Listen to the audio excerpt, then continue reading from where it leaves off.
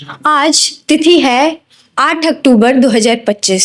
आज तिथि इसलिए भी खास है क्योंकि आज है मुंशी प्रेमचंद जी की पुण्यतिथि। जी हाँ, नमस्कार दर्शकों, मैं मौसमी शर्मा बनारस ग्लोबल टाइम से, और आज हम हैं वाराणसी से 5 किलोमीटर दूर लम्ही गांव में, जो मुंशी प्रेमचंद और यूं कहें कि साहित्य सम्राट के पैतृक आवास में आज हम हैं, जहां उनकी जो है मुख्य रचनाएं यहीं से आरंभ हुई हैं। ये उनका पैतृक आवास है जहां उन्होंने गोदान, गबन और निर्मला जैसी रचनाएं लिखी। यह वो भी स्थान है जो साहित्य के लिए एक अमूल्य धरोहर मानी जाती है। यह वो जगह है जहां आज भी वो जीवित है, उनकी रचनाएं जीवंत है, उनकी लेखनी में, उनके कलम में, उनके चरखों में।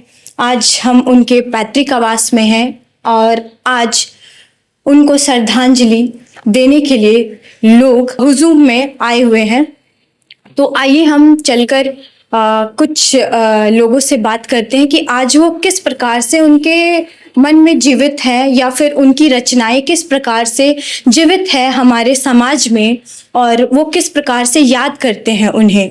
और हम साथ ही यहाँ के केयर टेकर से भी बात करेंगे कि उनके पैतृक आवास की जो है देखभाल किस प्रकार से की जाती है और उनके लिए कितना जो है महत्व रखता है उनका ये पैतृक आवास हम सारे विद्यार्थियों के लिए, या फिर सारे साहित्य प्रेमियों के लिए। या वो धरोहर है जो उनके लिए बहुत ही महत्वपूर्ण रही है और आज भी है।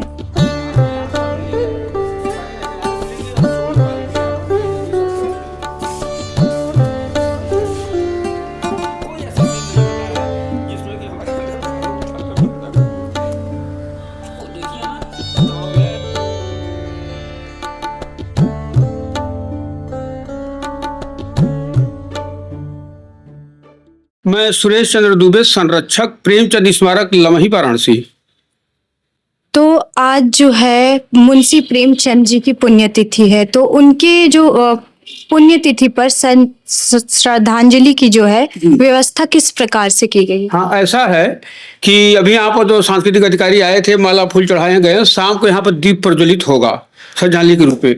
अभी 1 घंटा पहले जो है काशी हिंदू विश्वविद्यालय में तमाम शोध के छात्र भी आए थे, वहाँ के बीसी भी आए थे, अभी तमाम साहित्यकार लोग भी थे उसमें, तो हम भी उसमें जो है कि शामिल थे। तो यहाँ पर जो है प्रेमचंद कौन थे, क्या थे, आज उनकी पुण्यतिथि मनाई गई। पुण्यतिथि का मतलब कि एक स्मृति दिवस इनके ऊपर जो है कि किया गया। तो यहाँ पर अपने अपने जो है तरीके से लोग जो है कि विचार किए हैं, और जहाँ के बच्चे भी आए थे, और वहाँ पर जो है कि तमाम प्रेम के बारे में, यहाँ के विकास के बारे में क्या होना चाहिए, जो कि प्रेम को ले करके, इतनी बड़ी शख्सियत को ले करके जहाँ के उपेक्षित है, थोड़ा सा लगता है कि हाँ प्रेमचंद जैसे शख्सियत कुछ नहीं है। तो आज वहाँ पर तमाम जो है वो बातें हुई हैं, अपने तरीके से लोग बताएं, यहाँ विकास की जो कि बात हुई है। जो उनकी रचनाएं हैं किस प्रकार से संरक्षित करके रखी गई है, जो प्रभावित करती है विद्यार्थियों के लिए। देखिए, प्रेमचंद जी की एक ऐसी पहचान है जहाँ की देखा जाए तो प्रेमचंद की पहचान किताबों से हुई। आज किताबों का बड़ा अभाव है। मैं अपनी तरफ से निःशुल्क पुस्तकालय चलाता हूँ, जैसे कि यहाँ पर लिखा हुआ है, यहाँ पुस्तक पढ़ने का कोई शुल्क नहीं लगता।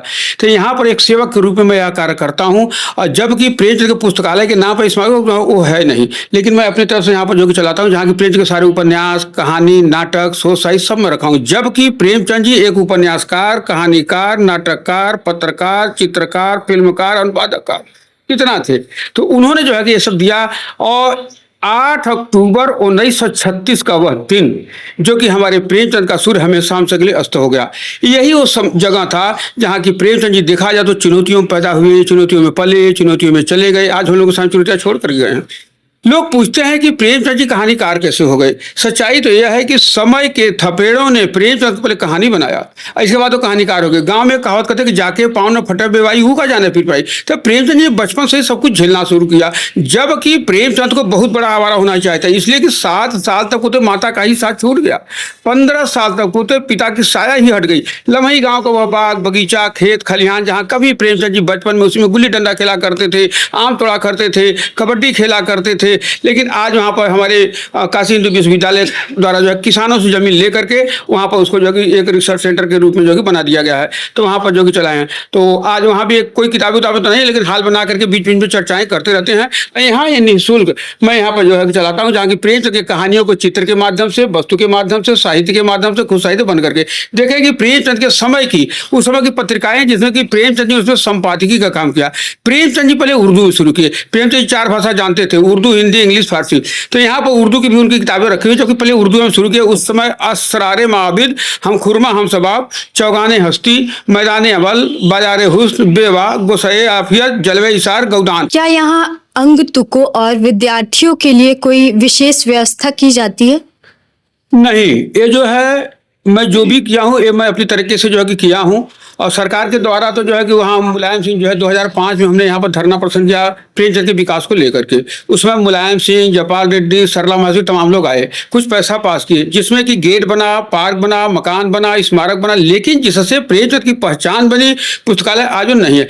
यहाँ पर तमाम जो है कि शोधार्थी आते हैं, पढ़ने वाले आते हैं, बच्चे आते हैं, महिलाएं आती हैं, तो उन्होंने जो है कि यहाँ पर आते हैं तो थोड़ा किताबों का अभाव रहता है, जिसके नाते उनको एक कसक होती है, जो कि ठीक से बैठने की व्यवस्था नहीं है, पढ़ने की व्यवस्था नहीं है, जो किताबें उचित रूप में होनी चाहिए, जितना संख्या में होनी चाहिए वो नहीं है। लेकिन मैं इसको जो है कि जिंदा रखा हूँ, जो कि मैं चला रहा हूँ। सरकार के हम लोग अनुरोध करते हैं कि जो है कि यहाँ पर वो व्यवस्थाएं हों जहाँ की विश्व पटल पर जाने जाते हैं, कि यहाँ पर रूस, America, France, German, Italy, England, पुर्तगाल, चिली, कनाडा, तमाम जगहों से लोग आते हैं कि वो कौन सा ऐसा शख्स था जिनकी मानव की पीड़ा को समझा और कहानी से कहानी को बदलने का एक सफल प्रयास किया, तो जो है प्रेमचंद। आज प्रेमचंद का जो है कि साहित्य, प्रेमचंद के जो है कि हमारा जो है हिंदी आज अपने तमाम भाषाओं में जो है कि वो छप चुका है। यहाँ पर वो आते हैं, या तो हमारी भाषा सीख रहे हैं या तो अपनी भाषा में ट्रांसलेट करके पढ़ें। तो वो प्रेमचंद की लेखनी को तूफानी जो है वो जंग है, जहाँ की प्रेमचंद जी को जो है जानना चाहते हैं। क्या सरकार द्वारा यहाँ के संरक्षण की कोई पहल की गई है या फिर कोई बात की गई है? जी हाँ, ऐसा है कि हम लोग तो जो है मीडिया के माध्यम से, आप लोगों के माध्यम से हम लोग अपनी बातों को जो है ऊपर भेजते हैं, नहीं तो यहाँ पर कौन पूछने वाला, कौन जानने वाला है। लेकिन आप लोगों के माध्यम से हम लोगों की बातें ऊपर तक जाती हैं, जहाँ की हम लोगों को फक्र होता है कि अब जो है लगता है कि आपके द्वारा जो है पहुँचा है, यहाँ पर कुछ कायाकल्प होगा। लेकिन यहाँ तो नेता लोग, अभी तक यहाँ नेता लोग आते हैं, आपका कार्य तो बड़ा सराहनीय है, पीठ ठोकते चले जाते हैं। लेकिन हम लोगों को काफ़ी जो है आस है कि मोदी जी के कार्यकाल में, मुलायम सिंह के कार्यकाल में, लेकिन मोदी के कार्यकाल में यहाँ एक भव्य रूप लेगा। लेकिन वो कब लेगा बताएं कि 8 करोड़ पास है, 12 करोड़ पास है, यहाँ थोड़ा बहुत काम जो है शुरू हो चुका है। तो अब वो कब असली रूप लेगा ये तो आने वाला समय बताएगा। क्या आप व्यक्तिगत रूप से जो है यहाँ से जुड़ाव महसूस करते हैं? क्या मतलब प्रेमचंद्र जी आपके लिए कितने मायने रखते हैं? हमसे लोग पूछते हैं कि आप प्रेमचंद से कैसे जुड़ गए। सच्चाई तो कि हमारा घर जो है बगल में जो है यहाँ से 200 मीटर पर है, और गोईठहांग एक ब्राह्मण की बस्ती है, वहाँ के रहने वाले हैं। हमारी प्राइमरी शिक्षा लम्ही से ही शुरू हुई। पहले हम लोग खिलवाड़ के रूप में देखते थे कि यहाँ बाहर से अंग्रेज क्यों आ रहे हैं, इस मूर्तियाँ के आगे पीछे घूम के चटपट फोटो क्यों खींच रहे हैं, आप हमनो अपन फोटोया खिंचावल जाए, हमनों को फोटोया विदेश में चल जाएगी। तो उसमें एक बचपन था। फिर प्रेमचंद के कहानी से मुलाकात हुई, जिसमें कि गुल्ली डंडा, ईदगाह, पंच परमेश्वर, दो बल कथा, बूढ़ी काकी, मंत्र, कपा सभा से गेहूँ, सदगति, ठाकुर का कुआं, कुत्ते की कहानी, जो है ये सब तमाम कहानियाँ थी। तो मास्टर साहब इंपॉर्टेंट लगवाते थे कि याद करिएगा जरूर आएगा।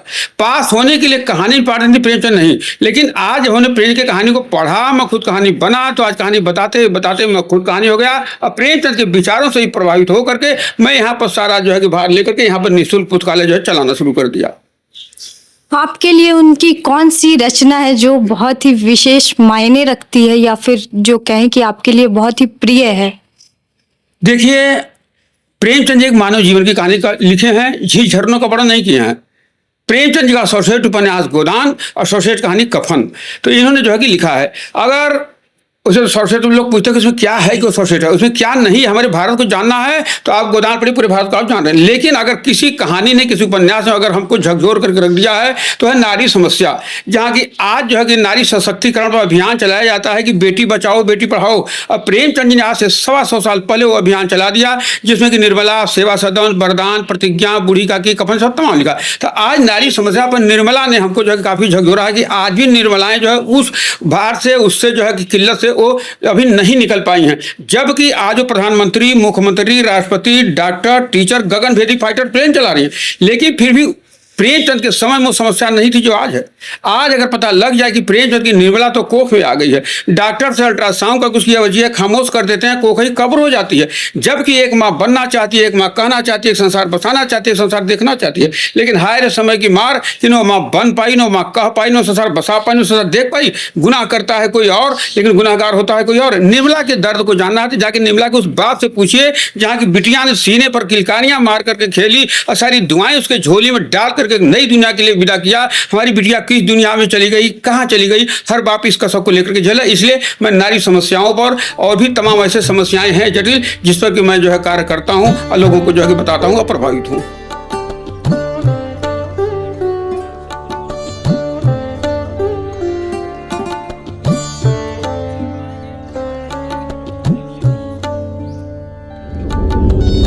आपका परिचय?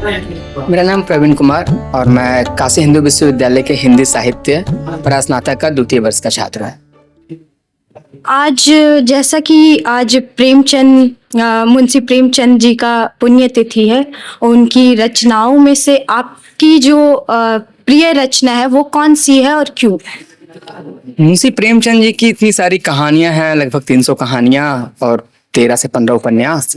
तो किसी एक को मैं पसंद करूं, ये बात वही हो जाती है, किसी एक को पसंद करने में दूसरे को नापसंद नहीं कर सकता हूं।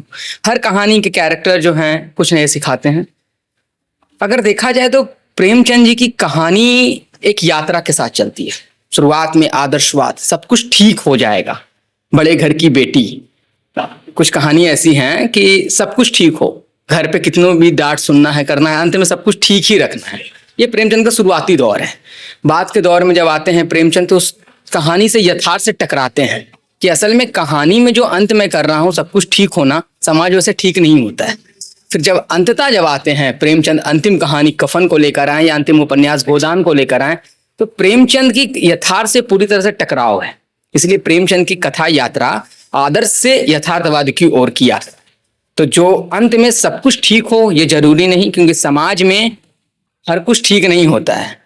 किसान अंत में अगर होरी बच जाता, जिंदा रह जाता, तो ये प्रेमचंद की उतनी बड़ी सफलता ना होती, क्योंकि समाज में किसान मर रहा है, होरी मर रहा है। इसलिए गोदान में भी होरी का मरना मेरे ख्याल से गोदान में हिंदी साहित्य को एक नया जीवन देता है। तो बहुत सारी जो कहानियां हैं उनकी, वो कहानियां अपनी पुरानी कहानियों से टकराती हैं, उसे नया चित्रण करने के लिए मजबूर करती हैं। बहुत सारी कहानियों कथा की यात्रा के साथ चलती है। आप ईदगाह कहानी को ले सकते हैं। एक हामिद जैसा नन्हा बालक, वो नन्हा बालक पे वो मासूमियत के साथ साथ बचपना खत्म हो गया है। वो प्रेमचंद समाज पे चमाटा मार रहे हैं कि तुम्हारे कारण बचपन का बचपना खत्म हो जा रहा है। वो हामिद जो उतनी छोटा बच्चा, उसके अंदर इतनी मैच्योरिटी कहाँ से आ जाएगी? क्या समाज में वैसा बच्चा है? बिल्कुल। तो समाज में वैसा बच्चा दिख रहा था, इसीलिए प्रेमचंद अपनी कथा में वैसे हामिद को उठाते हैं, वैसी मजबूरियां दिखाते हैं। पर ये समाज के लिए उन पे चोट है कि समाज के कारण बच्चा अपनी बचपना को खत्म कर रहा है। तो सबसे पहले बचपना को बचाइए। अगर बच्चे की बचपना नहीं बच पा रही है तो आपके समाज में विकास करने से कोई फायदा नहीं, जब तक आप अपने बचपने को नहीं बचा पा रहे हैं। तो अलग अलग कहानियां जो प्रेमचंद की हैं वो बहुत कुछ सिखाती हैं। मेरे बहुत सारी कहानियां प्रिय, सदगति उनकी एक सबसे शानदार कहानी है जो दिखाता है कि एक दुखी चमार जो अपनी गरीबी से किस तरह परेशान है, वो लकड़ी के काट को तोड़ने के लिए नहीं आता है, वो असल में अपनी गरीबी को तोड़ने के लिए आता है। कि जब तक उस पर मारते मारते अंत में उसकी मृत्यु हो जाती है, तो वो दिखा रहा है कि आदमी अपनी ही परंपरा से जकड़ा हुआ है, उसे तोड़ना जरूरी है। प्रेमचंद अपने समय से भविष्य को एक संकेत दे रहे थे कि भविष्य ऐसा हो सकता है, इसके लिए आप सतर्क रहिए। क्योंकि उनके जीवन में भले ही किसान की आ जाए, गरीब आ जाए, उनके समाज में थोड़ा सामंत समाज भी आया है, पर जैसा समाज था उस समाज से वो संकेत दे रहे थे कि भविष्य की ऐसी ही दुनिया है, इसके साथ आपको कैसे चलना पड़ेगा, ये प्रेमचंद की कहानियां सिखाती हैं। मेरे पीछे जो एक बैकग्राउंड चल रहा है, ये शतरंज के खिलाड़ी का है कहानी। इस पे सत्यजीत राय बहुत ही अच्छी शानदार मूवी बना है, शतरंज का खिलाड़ी। तो ये दिखा रहा है कि 1857 के समय में जो अवध के नवाब थे और वो दोनों शतरंज के खेल में माहिर है। मतलब लोग, सामंत वर्ग अपनी अपनी खुशहाली में और अपनी अपनी चीजों में मदमस्त है। तो जब मदमस्त हो जाएंगे तो आपकी जनता के लिए आप क्या कर रहे हैं, उसके लिए पहले जरूरी है। तो समाज, सबसे पहले समाज से आप बने हैं।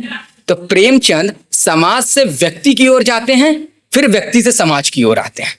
और असल में वही होना भी चाहिए, क्योंकि हमारा निर्माण समाज से हुआ है और हम समाज को क्या दे पा रहे हैं, यही हमारी सबसे बड़ी सोच होनी चाहिए कि हमने समाज से तो बहुत कुछ प्राप्त कर लिया, पर अब हम रिटर्न में समाज को क्या दे पा रहे हैं। एक विद्यार्थी जीवन के तौर पे मैं समाज से, मैं जो भी आज बोल पा रहा हूँ या फिर जितना भी साहित्य का अध्ययन कर पाया हूँ, मुझे समाज की देन है, साहित्य की देन है। अब हमारी जिम्मेदारी है कि हम साहित्य को क्या नया देते हैं।